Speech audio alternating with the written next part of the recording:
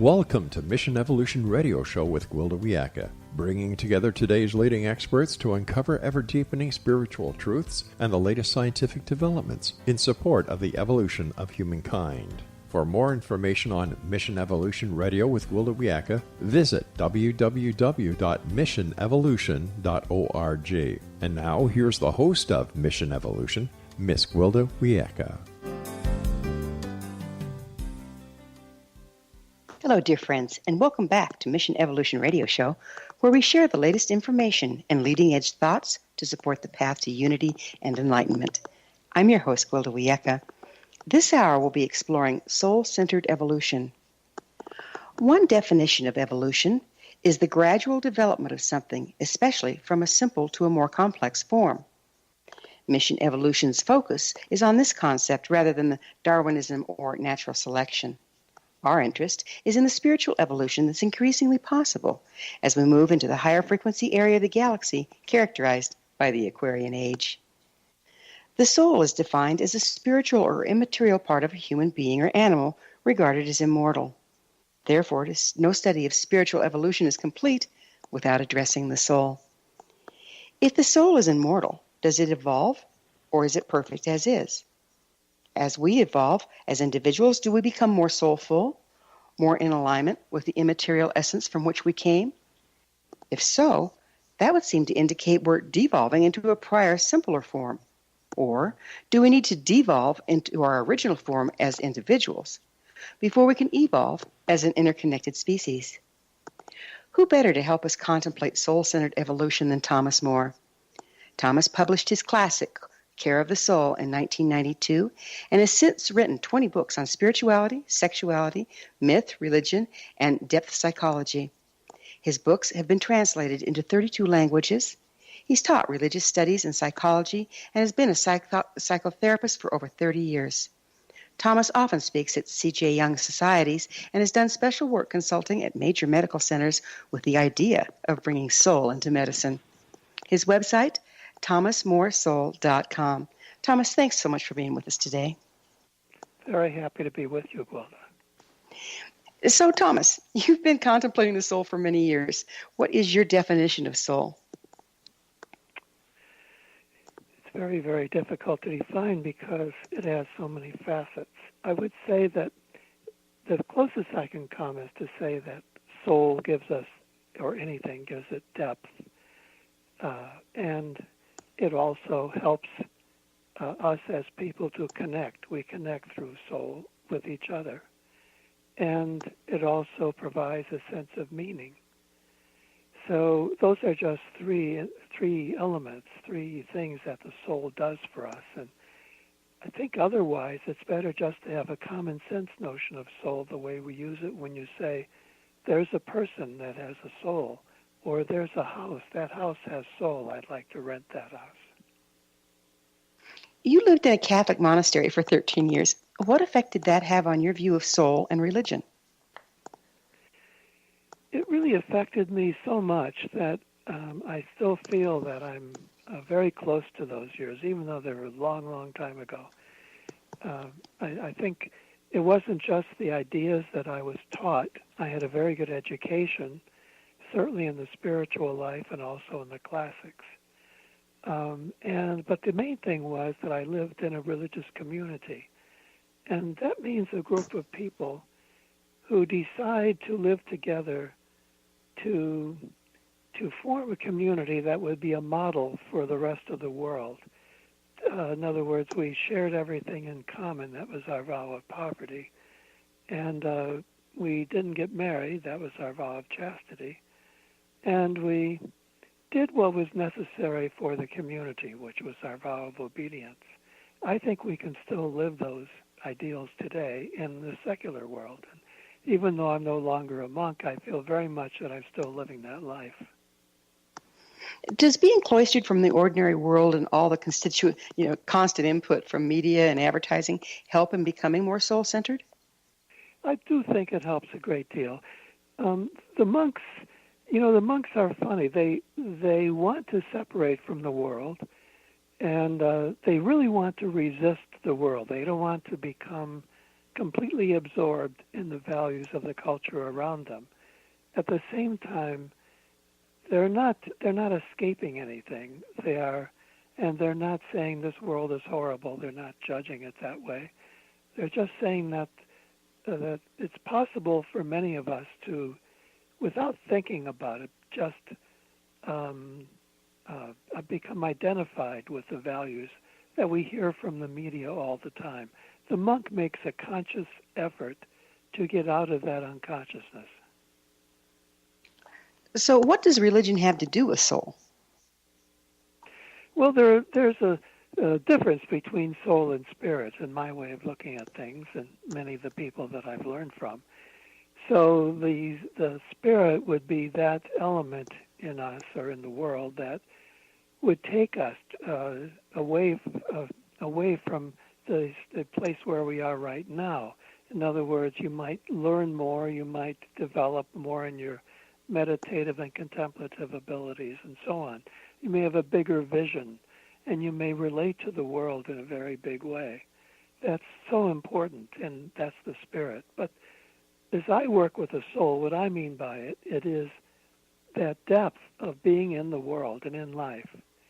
So just as the people who are very spiritual, I think quite properly want to be detached, the person who is cultivating the soul really sees a value in being attached to the world and to various things in the world, like attached to your home and attached to your family, attached to the region where you live. Those attachments that are full of heart, that's a major part of living at that deep level with soul. And the soul and spirit work together, but they're very distinct. So does everything have soul like some indigenous peoples believe? Yes, I follow those traditions. It's also in the West. People who wrote about the soul in the West have always said that everything has soul. The Greeks said the world is full of soul, and I think that's correct. So, and I mean it very specifically. So I definitely feel that an animal has a soul. I think every person has a soul there in a stronger or weaker relation to it.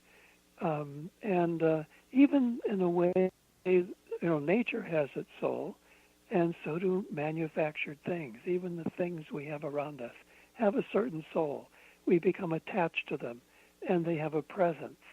And I think the better we make them, the more present they are. So we could live in a world that is full of soul if we wanted to. So it sounds like you're suggesting that when we make things in a soulful or soul-centered way, we imbue them with soul? Does it come from us? Yes, I think that's true. That's just not my idea. That I got that idea from writings that I've studied from about, 500 A.D., a very long time ago. They say that if you are a good a good maker, if you can make something really well, then soul it's imbued with soul. That's a good way of putting it. The way they say it sometimes is that the soul has no choice but to take residence in that thing that you make. How different would this world be if we all could learn how to be a builder, a maker with soul? Well, I think that's a wonderful ideal, and that's why the arts and crafts are so important. And if you look at history, I think, for example, in England in the 19th century, when the development of the Industrial Revolution, some artists came forward, like William Morris. He came forward and he said, we are losing our soul to all of this industry and too much labor.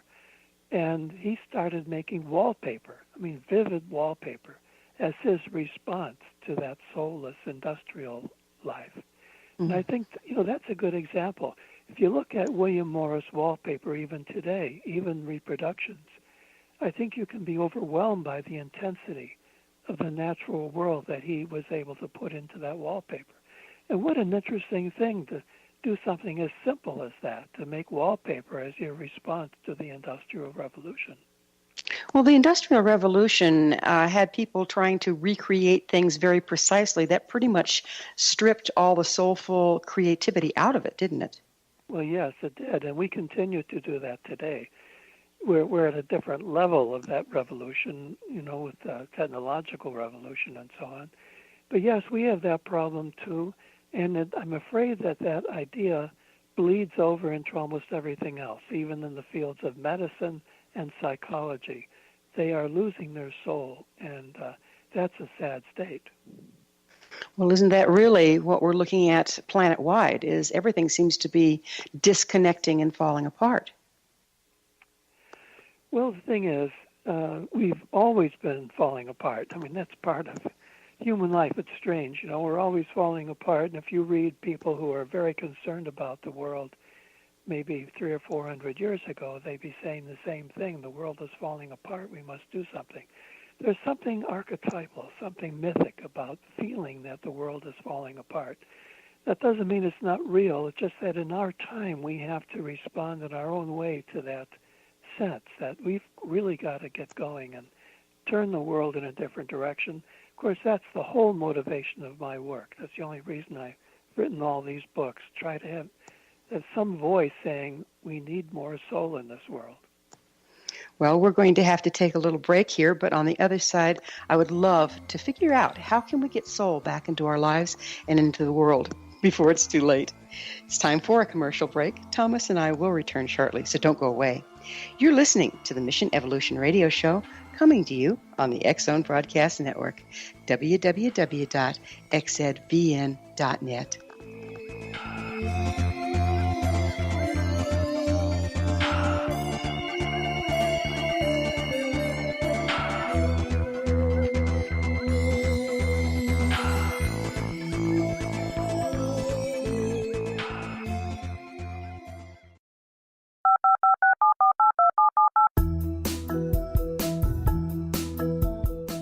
Did you know that when you're on the road with limited data or Wi-Fi, you can still listen to the X-Zone Radio Show with Rob McConnell, The Science of Magic with Gwilda Wiyaka, X-1, Dimension X, Space Patrol, and every minute of the X-Zone Broadcast Network by calling 213-401-0080, courtesy of Audio Now. No smartphone, app, or internet needed. It saves your data plan, and it's free if you have unlimited minutes. Call 213-401-0080 to listen on any phone, anytime, anywhere. Remember 213-401-0080 for the best of the paranormal, parapsychology, and sci-fi radio programming anywhere, 24/7, 365.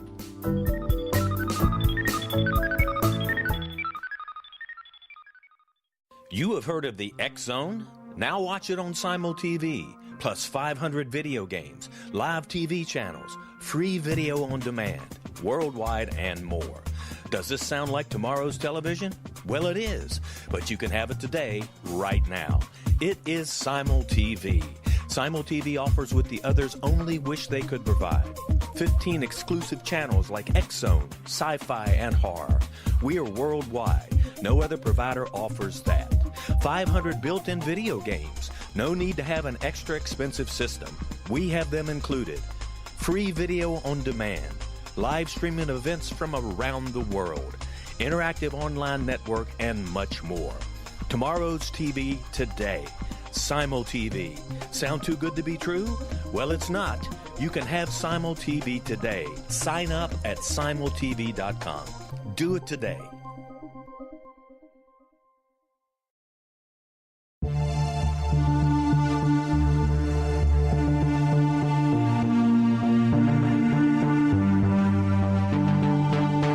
We live in rapidly shifting times of extreme volatility and uncertainty.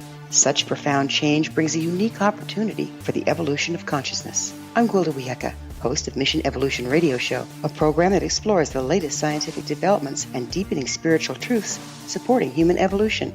Join me on xzbn.net, where I interview leading experts in science, physics, medicine, spirituality, and more. By applying divergent viewpoints to leading-edge topics, we uncover expansive and evolutionary truth to assist you on your path to enlightenment. More information and past episodes are available at missionevolution.org.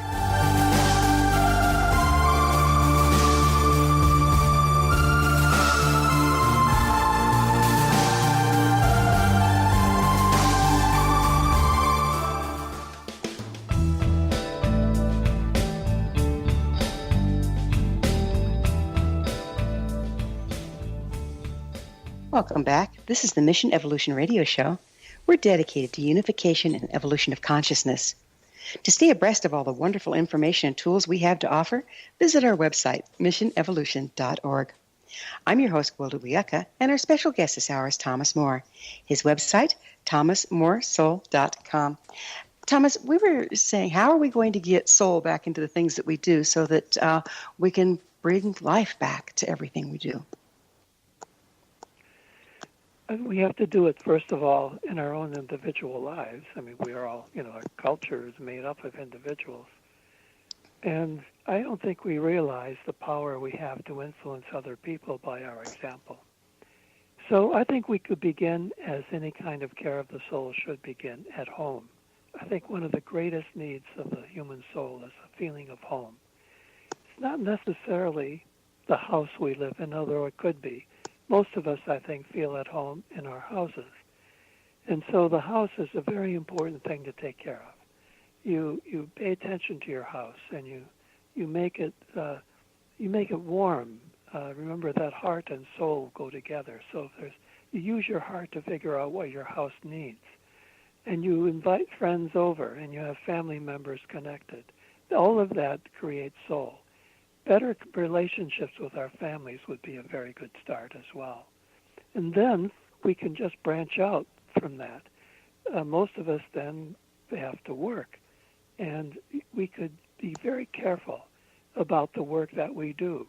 We don't just do any old work. If we all chose to do work that was meaningful, that connected to our heart, that really seemed to be work that we are called to do, at least have that as an ideal. If you can't do it right now, think of it as your life is heading towards finally having the work, the job, that matches your soul, matches your feeling of destiny, what you feel you're on this earth for. And I think if we did that, that would really transform many things. What if we just did those two things? Took care of our homes and really made them warm and really connected to them. And secondly, did work that was an expression of who we are. That would be a tremendous start to making a more soulful world. It's just a beautiful thought, too, because I know that I'm an old-fashioned kind of gal, and I love homemaking. I work, don't get me wrong, I love that, too. But making a comfortable place with good food and just filled with warmth and love for the people that come to visit with me is very important to me. And I notice people change in the presence of that. What's the energy behind that? What creates that? There's something about ordinary life that is so valuable. It has meaning for us. It really has a lot of meaning. Sometimes when we use the word meaning about life, we have very exalted ideas of what meaning is about. It could be about good recipes. I mean, as a psychotherapist, and I'm talking to people about their problems, often I will tell them they should learn some good recipes and start cooking. And I've seen this. I've seen people who are depressed start cooking, and their depression lifts, because this is one of the things we do as human beings that connects us to other people. And it also is so basic and gets us connected to the natural world and to the processes. And not only that, but those processes of cooking food are metaphors and mirrors for the processes that go on inside of us. So it could be a very, very deep experience to learn how to cook well and prepare those foods for our friends and family members. So we're talking soul food, aren't we? We are, absolutely. Food for the soul. Well, it's the same. Food. It's the same kind of thing, isn't it? When you're making a meal, you're doing the same thing as making a mindful object. So you're actually increasing the frequency of the food. And isn't that what saying grace over food is about as well? Yes, when we say grace, that's such an important thing to do no matter how you do it, because it takes our experience of eating to another level. So whatever your belief is, that's not important. What is important is that by saying some sort of prayer over our food, we are recognizing that food has such depth, it has such meaning, that it's not just ordinary. There's something truly sacred of tremendous value in eating and cooking. Mm-hmm. You're a psychologist. How does your concept of soul impact your work? That's really a good question. It has affected my work a great deal because people come to me usually because they don't want to have the usual life management they get from therapists or coaches and people, counselors, people like that. They know that I represent the soul and I'm going to go deep, and I'm not there to try to make their lives work better. I'm there to help them have a deeper appreciation for what life is about and deeper pleasure and joy in our relationships and the things we do every day. So by focusing on the soul, other problems tend to diminish, but not because we've solved them, but because we have really paid attention to the things that matter in life.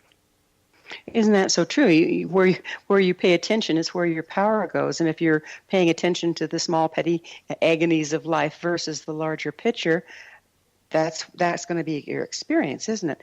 How can we get this higher vision? What's the first step?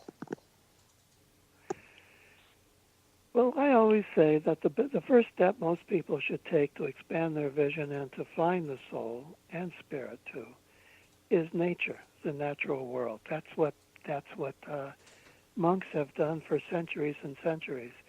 I spent a lot of time in Ireland. I love to visit the monasteries in Ireland, especially those on the coast, because these monks understood that they had to be in nature where it is showing itself in very powerful ways. So they built many of their monasteries on islands, surrounded by water and with a view of the natural world, and at some distance from the world of commerce and activity. So I think that's true for any of us. Now we're going back to the very first thing you and I talked about today. How can you be a monk today? You can be a monk by getting some distance from the world, but not to disdain it, but to have more appreciation for the natural world and to learn so much from nature, wherever it is, whether it's on a lake or in a river or mountain or desert, wherever it is. By being close to it, you change. I think you expand, and that is a very good start for anybody. And how we surround our homes with, even just by putting houseplants in, or if we have a little yard, how we tend to that. Does that help as well?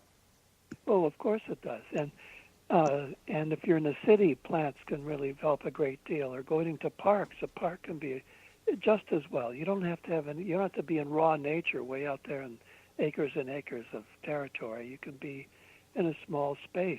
You can even, as I was saying before, William Morris, you can do that.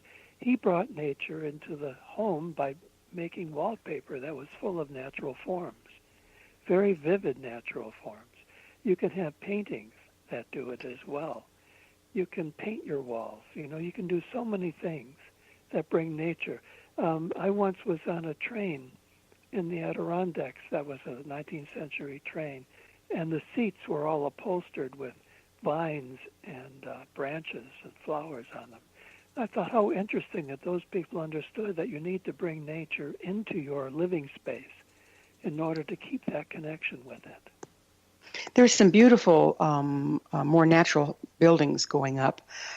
People seem to be getting back to that. Are you aware of some of that movement, using the wood and the natural shapes and all that stuff? Oh yes, I'm very, very interested in architecture.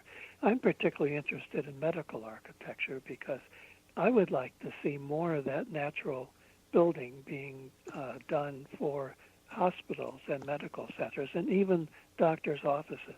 It's a shame, it's really amazing when you go into a doctor's office and there's no nature really. I mean, I understand that a plant can help, but some plants are only afterthoughts. They don't really do it.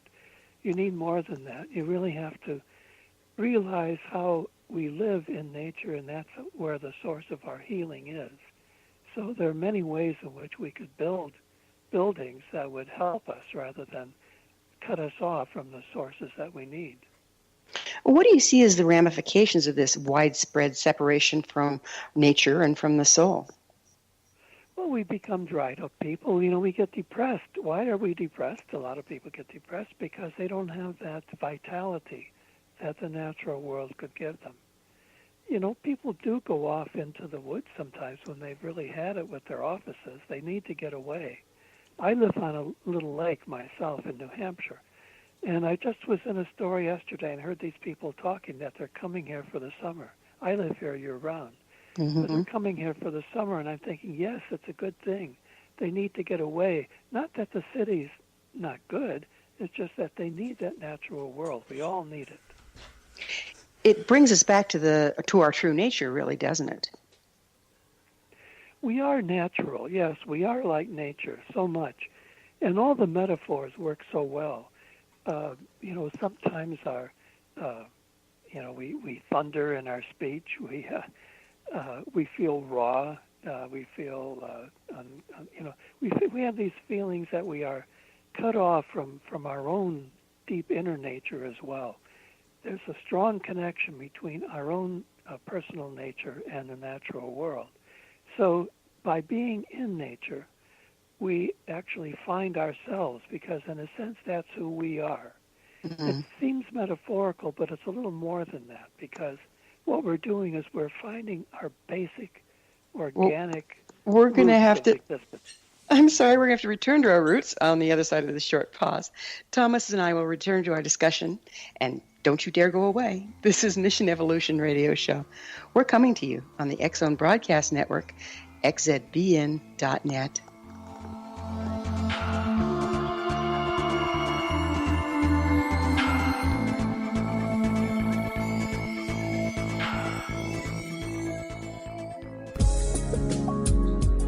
From our broadcast studios in Hamilton, Ontario, Canada, to the world and beyond, you're watching the X-Zone Broadcast Network, www.xzbn.net.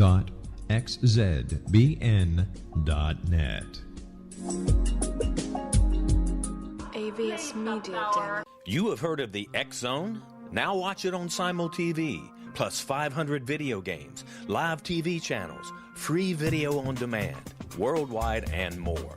Does this sound like tomorrow's television? Well, it is, but you can have it today, right now. It is Simul TV. Simul TV offers what the others only wish they could provide. 15 exclusive channels like X-Zone, Sci-Fi, and Horror. We are worldwide. No other provider offers that. 500 built-in video games. No need to have an extra expensive system. We have them included. Free video on demand. Live streaming events from around the world, interactive online network, and much more. Tomorrow's TV today. Simul TV. Sound too good to be true? Well, it's not. You can have Simul TV today. Sign up at simultv.com. Do it today.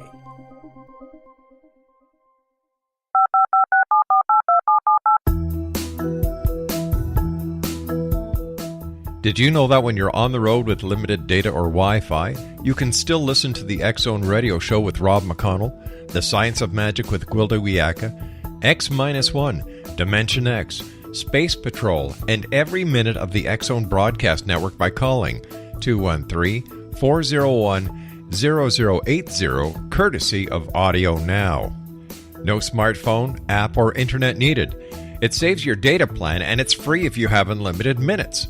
Call 213-401-0080 to listen on any phone, anytime, anywhere. Remember 213-401-0080 for the best of the paranormal, parapsychology, and sci-fi radio programming anywhere, 24/7, 365.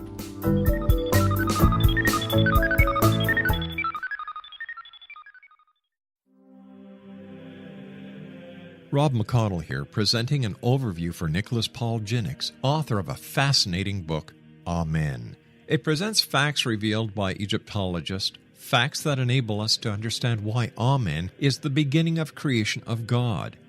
It provides recommendations for religious leaders of the major religions to unify their beliefs and teach the Word of God. Love one another. Amen informs people how mankind conceived God.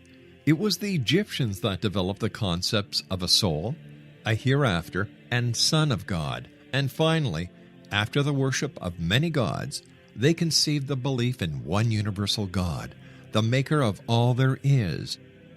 For more information, visit www.futureofgodamen.com. That's www.futureofgodamen.com.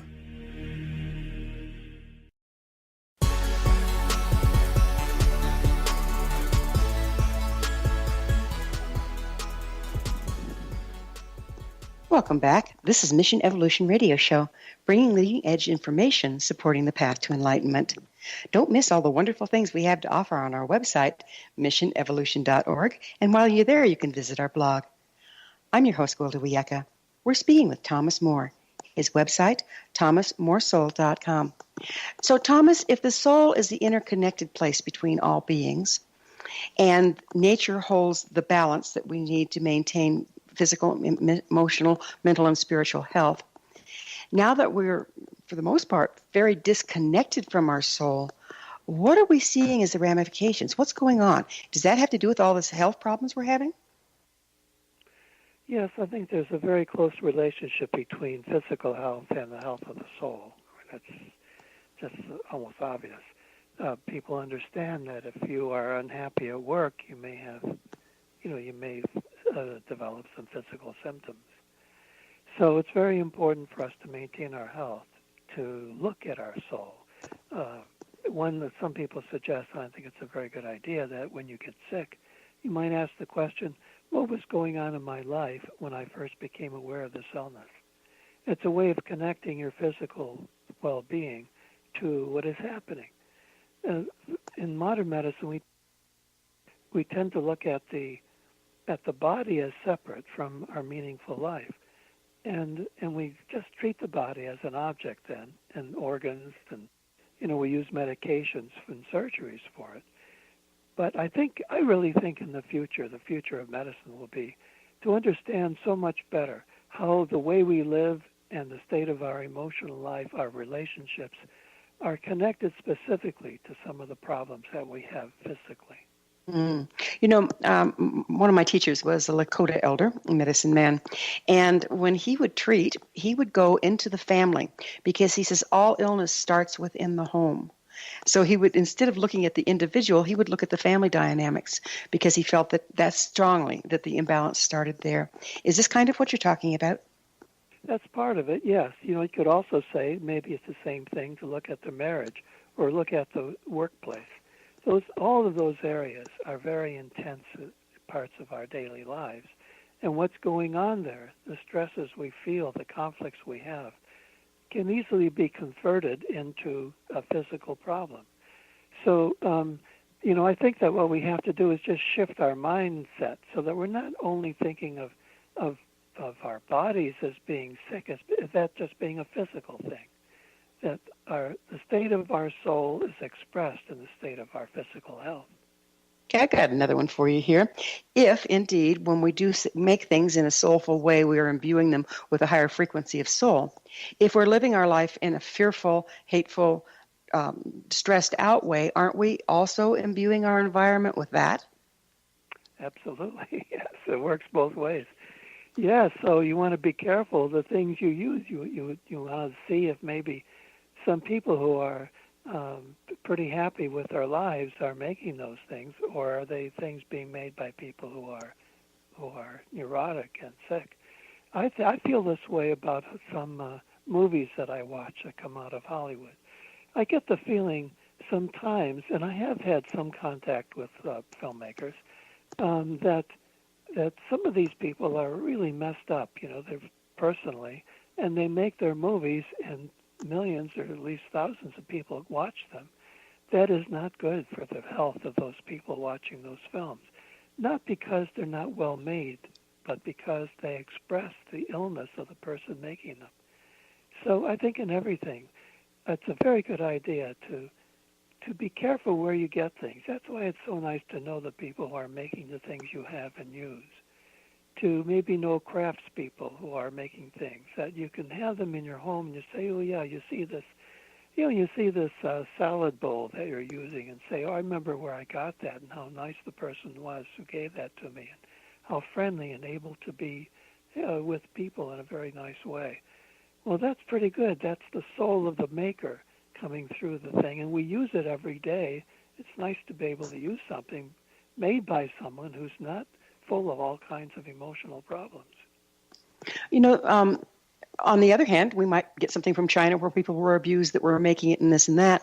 There's this thing I call the blessing way, and that's no matter where something comes from, we can always send gratitude down the line and send a blessing and transmute that energy.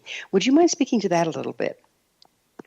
Yes, I hesitate what I just said. I don't want to say that people who are having problems can't make beautiful things. They certainly can. Most, like many artists have been quite struggling with life. But yes, I think that we can do that. We can change the things that we have. We can sort of, I don't know how you would put it, but re-bless them in some way, to move them in a different direction. We might want to use the objects that we have carefully, so that we do surround them with an attitude that redeems them from the way in which, maybe the context in which they were made.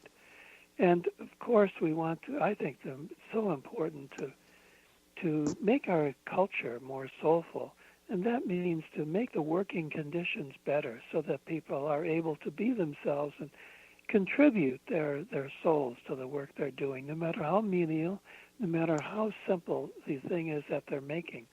We could really think about the workplace, how people are feeling and thinking as they do their work, and not just see them as extensions of the machines that they're working at. There is quite a bit of talk about machines taking over the world, if you will, because our algorithms and everything are getting so precise, and that a lot of the things are being taken over by computers and this and that. Would you speak to that and how that relates to soul? Well, we are moving along. We are evolving technologically, and I think it's a great thing. I mean, I don't want anyone to take my computer away from me. I love it. I'm able to write all these books, and the better the technology gets, the better it is. I think it's a terrific thing. But these are tools and instruments, and even artificial intelligence and algorithms that are used all the time are tools. They are not at all substitutes for people and people with depth. So I think the thing to do is to keep creating these things and let technology continue to develop. But at the very same time, we have to work toward a more soulful world, and we have to work for the arts especially.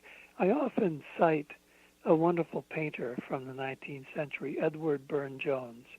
He said that for every invention science comes up with, he would paint an angel. I think that's I call that the Burne-Jones effect. It's a pattern we can use, and we can use it in our own lives. For every new gadget we bring into our home, for every great piece of technology, let's also get a painting. Let's also get a rug made by somebody who's using traditional methods of making a beautiful rug, to offset, or not offset, but I guess to complement the technological advance. You see the soul as immortal, yes? That's really a tough question, but yes, I do. Yes, I really do. So if it's immortal, does it evolve, or is it perfect just like it is? That's also difficult. One of my teachers is a Renaissance man named Marsilio Ficino, who explored all these questions. He says the soul is partly in time and partly in eternity. I think what he's getting at is that there is a dimension of soul that is conditioned by time, and there's a part of soul, an element in soul that is immortal or timeless, not affected by time. I like that solution to it, that we can do both. We can see that we have to realize how much our soul is affected by what's happening day after day, and at the same time we have an immortal part, a timeless part that gives us a tremendous dignity and hope. What role does soul and soul-centered living have to do with evolution? Well, we have to remember that evolution is not just a function of science. It's not just something that science can talk about. We can evolve as people. We can evolve in our understanding of the world. We can evolve in the way we treat each other. We can evolve as parents in the way we take care of children. I don't like to hear evolution talked about only in scientific or very high spiritual terms. There's also the soul evolution, which is what I was just saying. Even the evolution in how we take care of our homes and cities, how we help families get along. Right now, political questions about how much the government should support people. I think that if we were evolving at the level of soul, we would have great care for each other. We'd see each other. We'd see that we're all living in a community, and we would care for each other. We wouldn't just go after our own things, the things we need, and say that, as long as I've got mine, that's all that matters. This deep sense of community is part of soul. And I think that we can evolve as a community. I have been very much influenced by the Jesuit priest, Teilhard de Chardin, who talked about spiritual evolution. And he was a paleontologist, who was scientist who understood evolution at the scientific level. But he saw us developing, hopefully, toward a deeper and deeper sense of community. I really like that idea about evolution. I do too. And community is an important part of our evolution that we'll have to pick up after this quick break. Thomas and I will be back shortly, so don't leave us now. This is the Mission Evolution Radio Show on the X-Zone Broadcast Network, www.xzbn.net.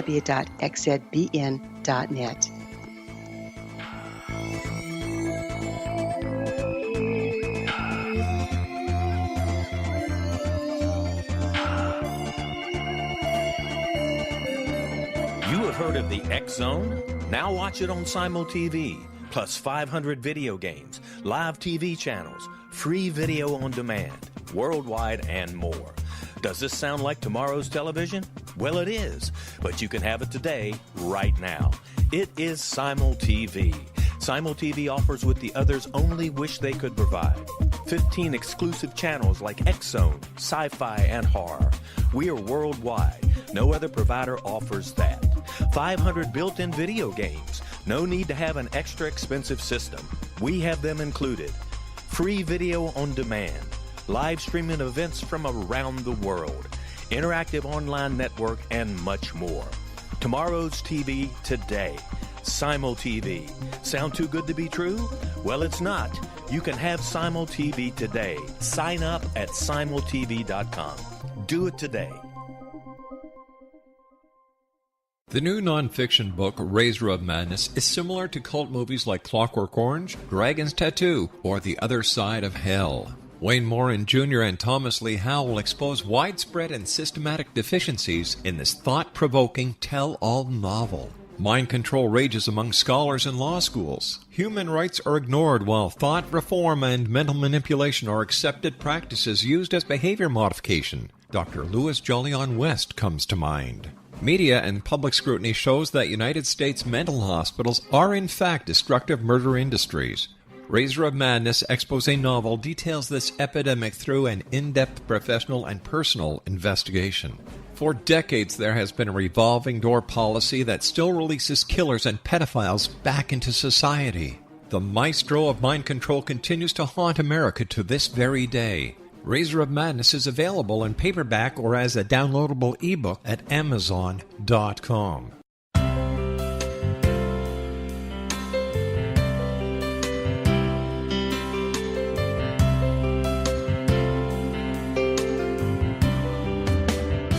The concept of a new age has been around since the late 19th century, yet much of its original meaning has been lost.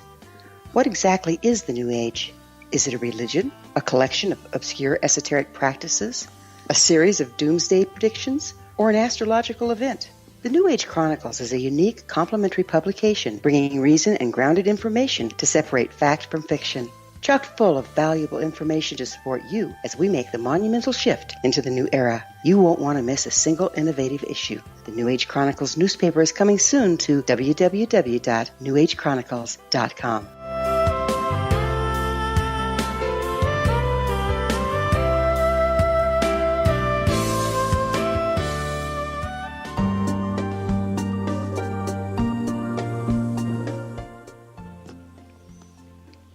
Welcome back. This is the Mission Evolution Radio Show, bringing together gifted people of service to the world.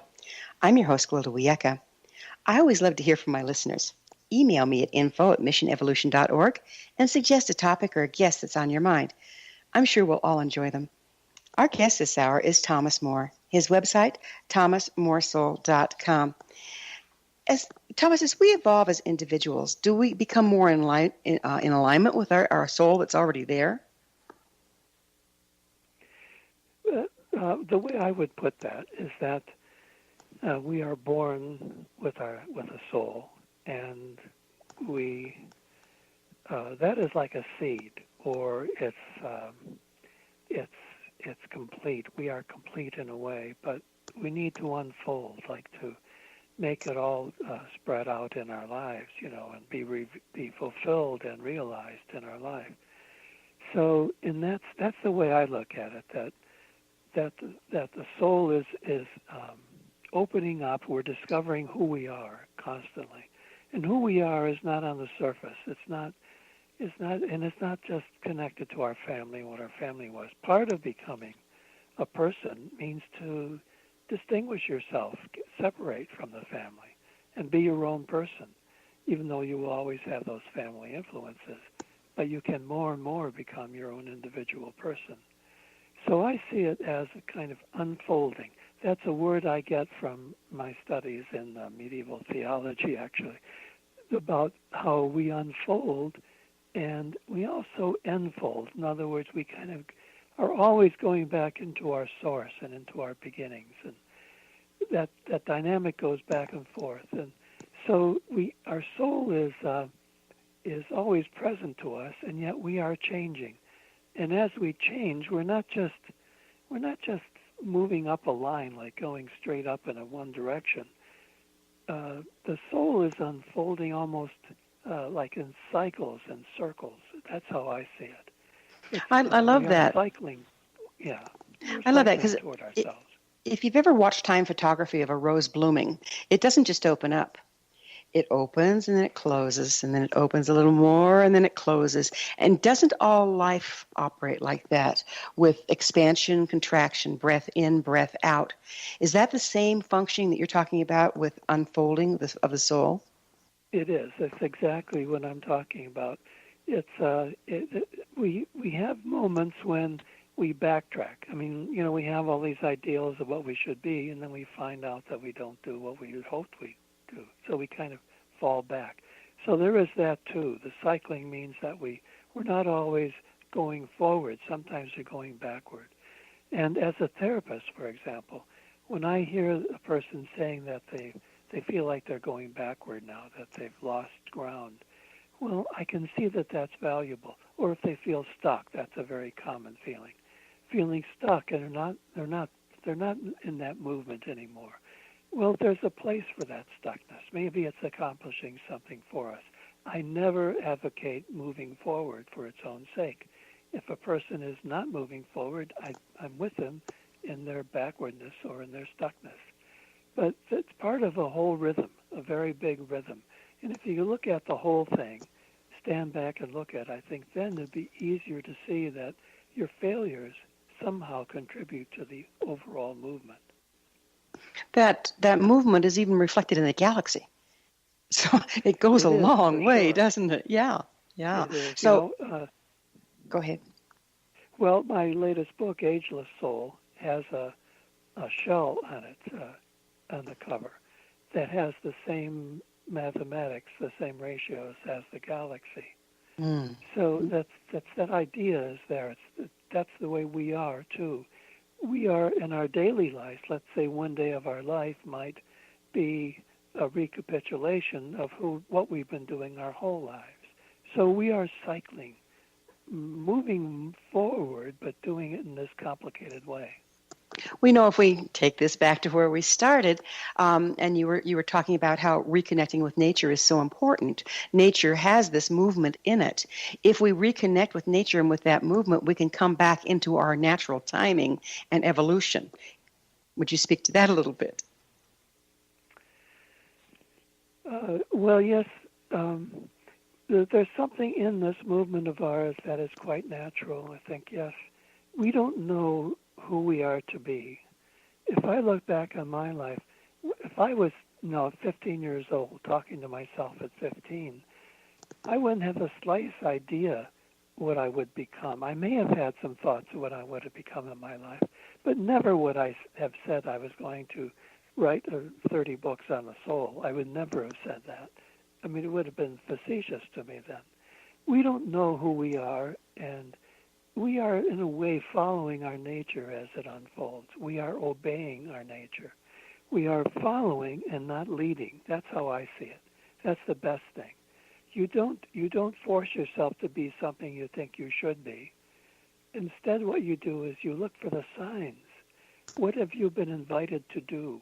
What is the invitation that life has given you? For me, it was going to various schools and getting these degrees. I didn't know really why I was getting them even. But now when I look back, now I'm able to write these books because of all that work I did, even though I didn't know what I was doing it for. I think that's the way we evolve. Does soul have access to knowledge or wisdom that the mind does not? Certainly the soul has access to knowledge that the mind does.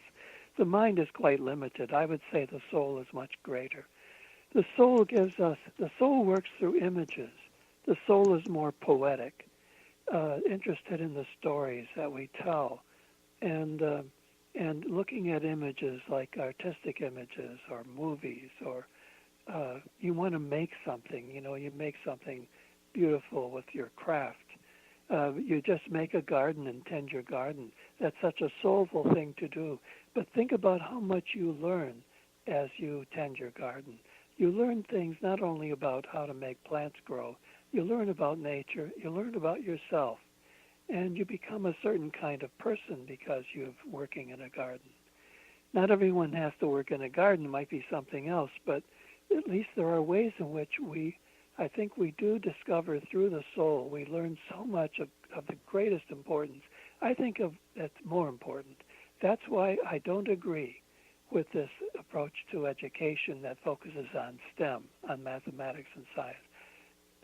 As valuable as that is, I don't think that should be our focus. Our focus really should be on the soul matters. Learn how to cook.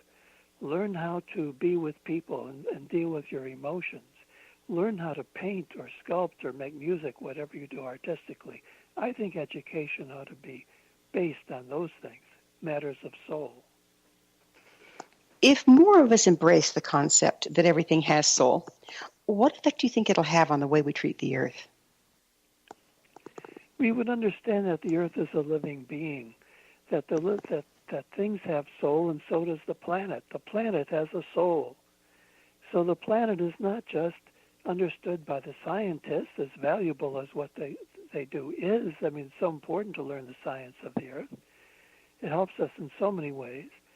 But it could also mislead us into thinking that this earth is some object that we're living on. There's like a platform or a table or something like that. It's a living being. It has a personality. It has a soul, a face. You look at that wonderful image of the earth from space and you see that you're looking at a face.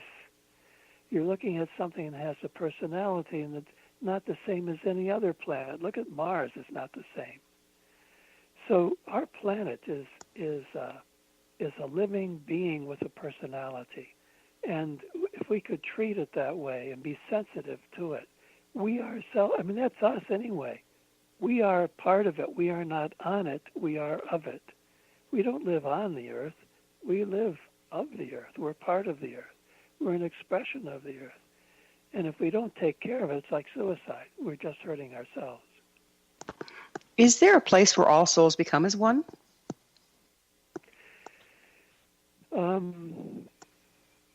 Well, it's hard to say. We are one, certainly. Always. We're always one.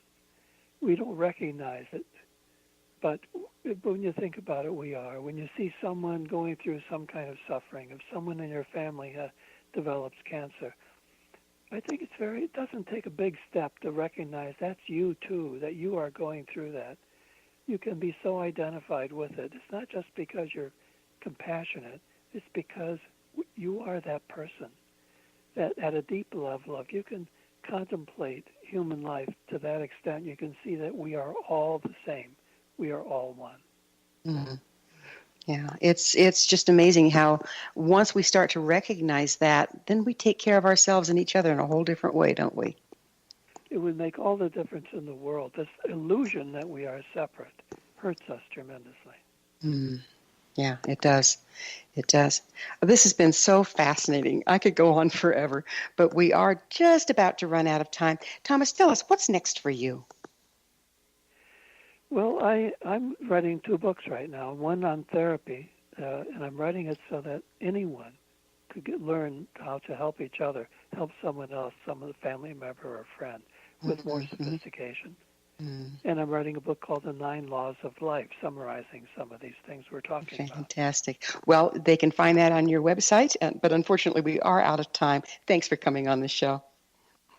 Our guest this hour has been Thomas Moore, the author of 20 books on spirituality, sexuality, myth, religion, and depth psychology, including his classic, Care of the Soul. His website, thomasmooresoul.com. Remember to join our email family to stay abreast of all the exciting new things we have coming up at missionevolution.org. This has been Mission Evolution Radio Show with Gwilda Wiyaka on the X-Zone Broadcast Network, www.xzbn.net. Until next time, join us when the mission continues, bringing information, resources, and support to an evolving world.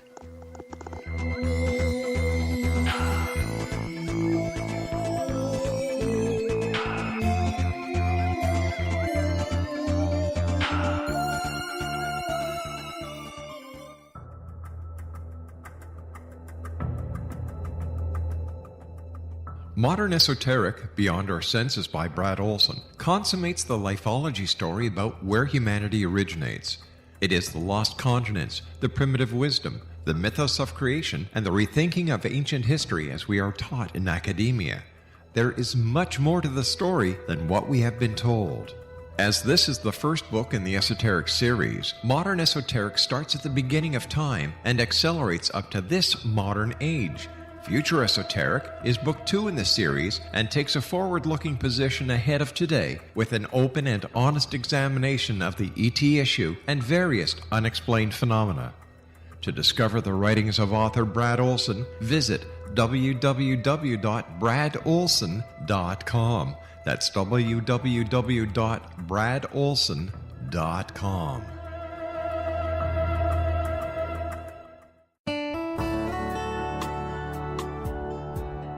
Are you or is someone you know struggling with addictions, depression, anxiety, relationships, low self-esteem, lack of confidence, grief, success, and prosperity?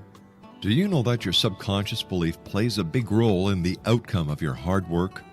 We can help you permanently change the beliefs that may be the reason for your struggles and failures. We care about getting you the return on your investment and the results you are looking for. We can help you be free of the limitations of your past and in realizing your highest potential.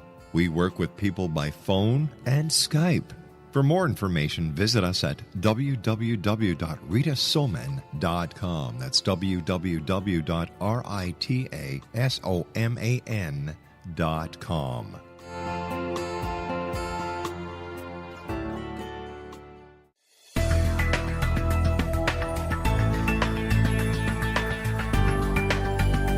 Do you think you have energy problems in your home? Do you feel better when you're away than when you're home?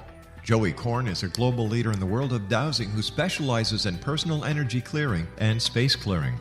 He can help you create an ideal energy environment in your home no matter where you live in the world. Learn about his remote spiritual house cleaning services and much more at www.dowsers.com. You can get Joey's book, Dowsing, A Path to Enlightenment, as well as other dowsing books and tools, Kabbalah books, and Walter Russell books. Joey's work is really amazing. Go to dowsers.com right now. That's DOWSERS.com, or call 1-877-DOWSING. That's 1-877-369-7464.